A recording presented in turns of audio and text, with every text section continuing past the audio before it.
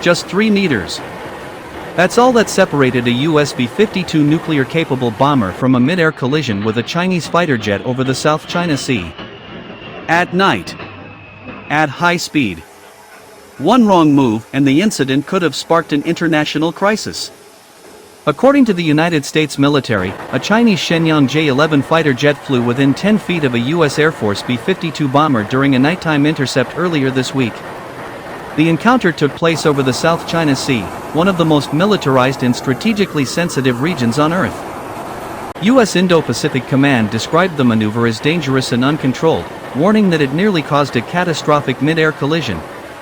In its official statement, the U.S. military said the Chinese fighter closed in at excessive speed, flying below, in front of, and extremely close to the B-52. The bomber, one of the most recognizable symbols of U.S. strategic power, was placed in immediate danger.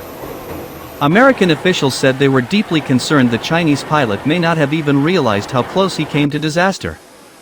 What makes this encounter especially alarming is when it happened.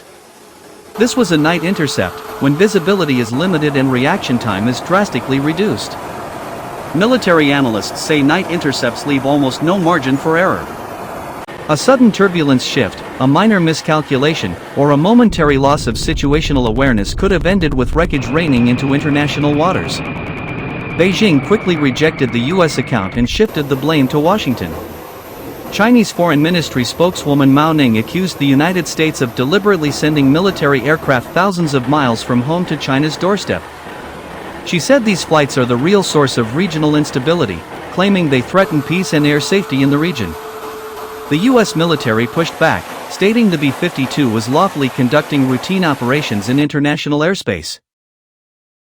However, officials did not disclose the bomber's specific mission or whether it was flying alongside other aircraft, fueling speculation and debate. Washington insists these flights are meant to reinforce the principle that the South China Sea is not owned by any single nation. This is far from the first close encounter. The U.S. says there have been more than 180 aerial intercepts involving Chinese aircraft since late 2021 alone. After a similar incident earlier this year, China dismissed U.S. concerns and demanded an end to American surveillance flights over the region.